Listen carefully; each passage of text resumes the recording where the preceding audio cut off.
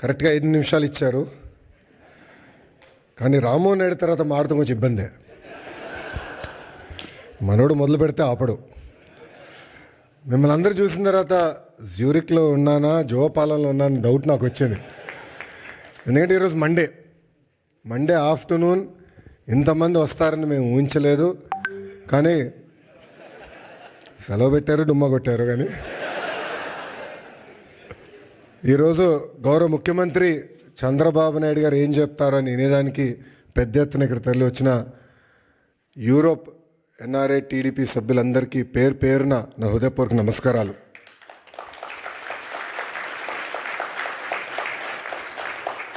తెలుగు జాతి సత్తా ఏంటో ఢిల్లీకి వినిపించిన వ్యక్తి విశ్వవిఖ్యాత నరసార్వభౌమ స్వర్గీయ శ్రీ నందమూరి తారక రామారావు గారు.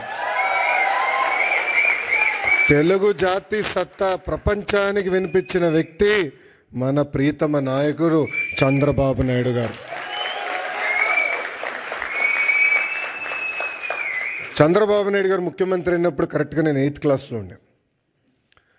నాకు ఇప్పుడు కూడా ఆ 10 సంవత్సరాలు 94 నుంచి 2004 వరకు మనం ఒకసారి చూస్తే ఒక్క ఫోటో సమ్మప్ చేస్తుంది ఆయన పరిపాలన.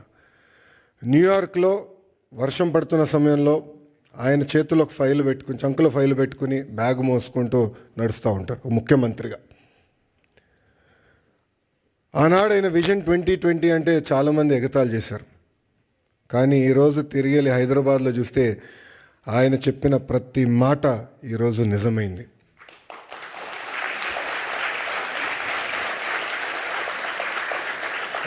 బాబు గారు 4వ సారి ముఖ్యమంత్రి అయ్యారు. కానీ రాము అన్నట్టు మా అందరికన్నా స్పీడ్.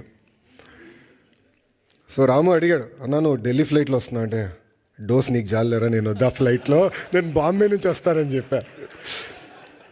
కరెక్ట్గా విఐపి లాంచ్లో దిగిన తర్వాత అడిగా రాముని, ఎలా ఉందిరా ఫ్లైట్ అంటే, అన్న పడింది నాకు అన్నాడు.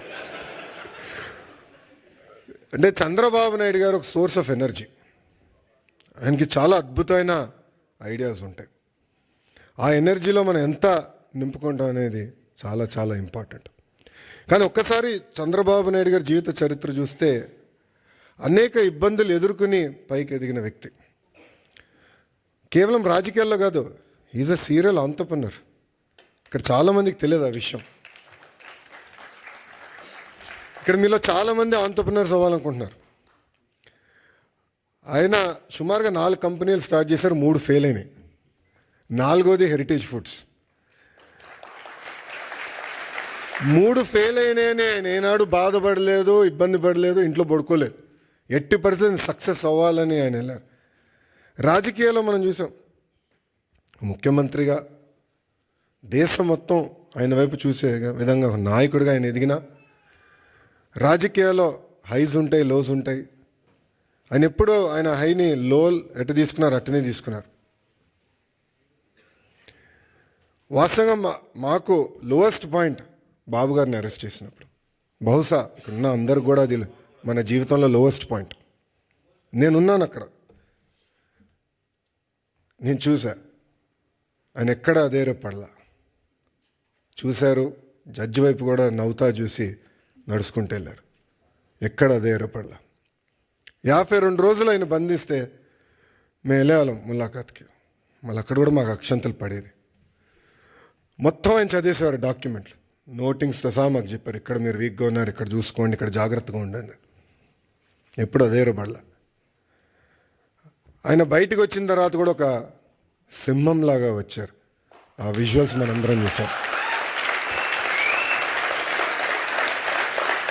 ఇది మీ అందరికి ఎందుకు చెప్తున్నానంటే, జీవిత ప్రయాణాల్లో మనందరం అనేక ఇబ్బందులు ఎదుర్కొంటాం. ఒక ఆంటర్‌ప్రెన్యూరియల్ జర్నీ అవ్వచ్చు, పొలిటికల్ జర్నీ అవ్వచ్చు, మనందరం అనేక ఇబ్బందులు ఎదుర్కొంటాం. కానీ నమ్ముకున్న దానికోసం అహర్నిశలు కష్టపడితే మనం ఆశించింది, ఆలోచించింది సాధించగలుగుతామన్న నిజం స్వరూపం గౌరవ ముఖ్యమంత్రి చంద్రబాబు నాయుడు గారు. ఎన్ఆర్ఐస్ అంటే నాన్ రెసిడెంట్ ఇండియన్స్ అంటారు. నాకు మటుకు మీరు ఎంఆర్ఐస్, మోస్ట్ రిలయబుల్ ఇండియన్స్. మీరు యూరోప్కి వచ్చి దశాబ్దాలైనా మీ మనసు ఎప్పుడు ఆంధ్ర వైపు ఉంటుంది. 2019 నుంచి 24 వరకు రాష్ట్రం దారి తప్పిందే, మనం అనేక ఇబ్బందులు ఎదుర్కొంటున్నాం, మన పరువు పోతుందని చాలామంది నన్ను కలిశారు, నాతో మాట్లాడారు, నాకు వాట్సాప్లో మెసేజ్ పెట్టారు. వాళ్ళందరూ ఒకటి చెప్పా, కలిసికట్టుగా పోరాడితేనే ఆ సైకోని మనం తరిమి కొట్టచ్చని. అది చేసి చూపించాం, కలిసికట్టుగా సాధించాం. 93% కాదు రాము, 94% సీట్లు మనం గెలిచాం, 1% తగ్గించాం. అది మనందరి కృషి.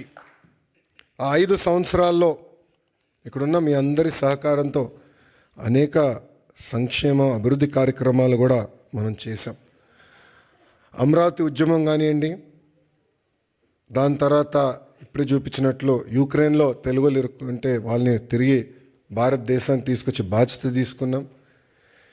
అంతేకాకుండా మన రాష్ట్రంలో ఉన్న తెలుగులకి ఎడ్యుకేషన్లో కానివ్వండి, హెల్త్ కేర్లో కానివ్వండి ఉద్యోగాలు ఉన్నాయి, మీరు ట్రైన్ చేయండి అని చెప్పి పార్టీ ఆఫీస్లో ఎంపవర్మెంట్ సెంటర్ ఏర్పాటు చేసి కార్యకర్తలు వాళ్ళ పిల్లలకి ట్రైనింగ్ ఇచ్చి ఇతర దేశాలు కూడా పంపించిన వ్యక్తులు మీరు.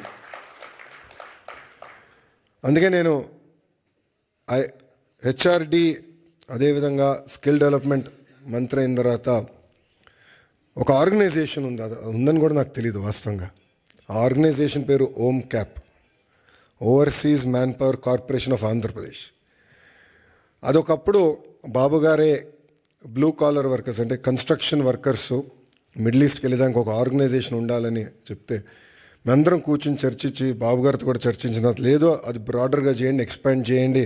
ఇప్పుడు ఏదైతే మీరు ప్రజెంటేషన్ చేశారో మన తెలుగు ప్రపంచం మొత్తానికి ఎట్లా ఎక్స్పోజ్ చేయాలి, ఆపర్చునిటీస్ ఎక్కడున్నాయి, అది ఒక భాగం అవుతే ఇతర దేశాల్లో ఉన్న తెలుగులో తలసరి ఆదాయం డబుల్ ఎట్లా చేయాలి, దానిపైన మీరు ఫోకస్ చేయండి ఆదేశాలు జారీ చేసిన వ్యక్తి గౌరవ ముఖ్యమంత్రి చంద్రబాబు నాయుడు గారు.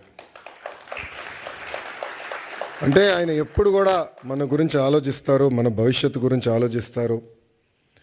తెలుగులో ఎక్కడున్నా అన్ని రంగాల్లో నంబర్ 1 ఉండాలనే లక్ష్యంతో ఆయన పనిచేస్తారు. ఇప్పుడే భరత్ అన్నట్టు గౌరవ ముఖ్యమంత్రి గారు రాజకీయాల్లోకి రాకుండా ఉంటే ఆయన ఈలాన్ మస్క్ ఆఫ్ ఇండియా అయ్యేవారు అని అన్నారు. I would have been very lucky or unlucky, I don't know. ఎందుకంటే చంద్రబాబు నాయుడు గారితో పనిచేస్తాం తేలికని పని కాదు, అంత తేలికైన పని కాదు. మేమందరం నవ్వుకుంటాం, అంటే ఆఫీసర్స్ మేము రాజకీయ నాయకులు అందరూ కూర్చొని మాట్లాడుతుంటే సూర్యుడి దగ్గర నుంచి ఆప్టిమల్ డిస్టెన్స్లో ఉండాలని. సూర్యుడి దగ్గరికి వెళ్తే మాడి మస్ అయిపోతాం, సూర్యుడి దగ్గర దూరంగా ఉంటే చల్లగా ఉంటుంది. అంత ఎనర్జీ ఉన్న వ్యక్తి చంద్రబాబు నాయుడు గారు. అంటే అహర్నిశలు పనిచేయాలి, సమాజానికి సేవ చేయాలి. అటు తెలంగాణ కానివ్వండి, ఆంధ్ర కానివ్వండి, తమిళనాడు, కర్ణాటక, అండమాన్ నికోబార్, ప్రపంచంలో ఎక్కడ తెలుగు వాళ్ళు ఉన్నా అన్ని రంగాల వాళ్ళు నంబర్ 1 ఉండాలి, వాళ్ళు ముందలు తీసుకెళ్ళే లక్ష్యంతో ఇప్పుడు కూడా అహర్నిశలు పనిచేస్తున్నారు. ఇప్పుడే రాము అన్నట్టు మన ఎన్నికల్లో అందరం కలిసికట్టుగా పనిచేశాం. మీలో చాలామంది తిరిగి భారతదేశానికి వచ్చారు, నెలల పాటు లీవ్ పెట్టి మా కోసం మీరు కష్టపడ్డారు. అది జీవితాంతం మేము గుర్తుపెట్టుకుంటాం.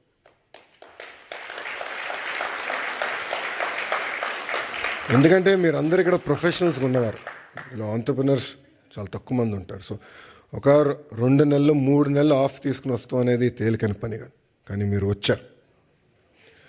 ఇప్పుడు అదే స్ఫూర్తి, అదే ఎనర్జీ రాష్ట్ర పునర్నిర్మాణం కోసం మనం పెట్టాల్సిన అవసరం ఉంది. అసలు పరిస్థితులు చాలా దారుణంగా ఉన్నాయి రాష్ట్రంలో. ఫైనాన్స్ సెక్రటరీ గారు ఇప్పుడే కరెక్ట్ టైం బయటకు వెళ్ళారు. ఆయన మన ఫీ రీయింబర్స్మెంట్ విషయంలో, ఫీ రీయింబర్స్మెంట్ మనం చెల్లించాలి, చాలా ఆలస్యమైందంటే అంటే ప్రయారిటీస్లో ఇది ఇంక ప్రయారిటీ అవ్వాలి, మనం కంపల్సరీ చెల్లించాలంటే చాలా కష్టపడాల్సి వచ్చింది. అంటే అప్పులు పాలైపోయాం, వడ్డీ కట్టలేకపోతున్నాం, జీతాలు సకాలంగా చెల్లించలేకపోతున్నాం, అనేక ఇబ్బందులు ఉన్నాయి. బట్ బాబు గారు పదే ఒక మాట అంటారు, opportunities are where crisis are. So అందరం మన రాష్ట్రాన్ని పునర్నిర్మాణం చేసుకోవాలి. ఇప్పుడే రాము ఒక మంచి మాట అన్నారు, తెలుగులో ఆంధ్ర రాష్ట్రాన్ని వదిలేసి ఇతర దేశాలకు వెళ్ళి నంబర్ 1 అయ్యారు, కానీ ఆంధ్ర రాష్ట్రం వెనుకబడి ఉంది. ఇప్పుడు తిరిగి రండి, పునర్నిర్మాణం చేద్దాం, కలిసికట్టుగా కష్టపడదాం. 5 సంవత్సరాలు, ఎక్కువ సమయం అవసరం లేదు, 5 సంవత్సరాలు ప్రపంచానికి మళ్ళీ ఆంధ్ర రాష్ట్రం అంటే ఏంటో చేసి చూపించుదామని ఈ సభాముఖం మిమ్మల్ని అందరినీ కోరుకుంటూ, ఇప్పుడే భరత్ చెప్పినట్లు ఎకనామిక్ డెవలప్మెంట్ బోర్డు ఉంది. ఎవరైనా పెట్టుబడులు పెట్టాలన్నా, ఇంటరాక్షన్ చేయాలన్నా ఒక ఆర్గనైజేషన్ ఇప్పుడు క్రియేట్ చేసాం. That will be your single port to call. అదేవిధంగా ఓమ్ క్యాప్లో కూడా కొత్త లీడర్షిప్ తీసుకొచ్చాం, వాళ్ళతో కూడా మీరు కోఆర్డినేట్ చేయొచ్చు. ఇక్కడ చాలామందికి నా వాట్సాప్ నెంబర్ ఉంది, చాలామంది నాకు మెసేజ్ పెడతా ఉంటారు. మీ ఫీడ్బ్యాక్ కూడా మాకు చాలా చాలా అవసరం. కేవలం అభివృద్ధి కాదు, రాజకీయ పరంగా కూడా మీ ఫీడ్బ్యాక్ మాకు చాలా చాలా అవసరం. Time to time me feedback తీసుకుని ఒకవేళ దారి తప్పుతున్నా అంటే మళ్ళీ సరైన దారిలో పెట్టాల్సిన బాధ్యత కూడా మన పైన ఉంటుంది. సో ఆ ఫీడ్బ్యాక్ కూడా మీరు ఇవ్వాలని సభాముఖంగా కోరుకుంటూ, ఒక మిత్రుడు కూర్చున్నప్పుడు చూపించాడు, ఒక అతని పేరు ఎర్ర బుక్ గురించి చూపించాడు. పాదయాత్రలు ఎర్ర బుక్ గురించి మాడితే ఎవడు పట్టించుకోలేదబ్బా. ఎన్నికలైన తర్వాత అది నిన్న దాంట్లో డౌట్ వద్దు. మీరు చూస్తే నేను పాదయాత్రలో చాలా స్పష్టంగా చెప్పాను, ఎవరైతే చట్టాన్ని ఉల్లంఘించి ప్రజల్ని కార్యకర్తలను ఇబ్బంది పెట్టారో వాళ్ళని వదిలేది లేదు అని చెప్పాను. ఒక్క నిమిషం ఆగండి, ఇంకా ఇప్పుడే కాదు. అది ఎందుకు చెప్పానంటే అండర్లైన్ ఉంది అక్కడ, చట్టాలు ఉల్లంఘించారు, నేను ఎస్టాబ్లిష్ చేయాలని. ఇది కక్ష సాధింపు ప్రభుత్వం కాదు, కానీ నేను ఎస్టాబ్లిష్ చేసి యాక్షన్ తీసుకుంటాం. దాంట్లో ఎలాంటి సందేహం మీకు అవసరం లేదు. రిలాక్స్డ్గా ఉండండి, మీరు యాక్షన్ చూస్తారు. ఆల్రెడీ మొదలైంది, పూర్తి కూడా చేసే బాధ్యత మేము తీసుకుంటాం.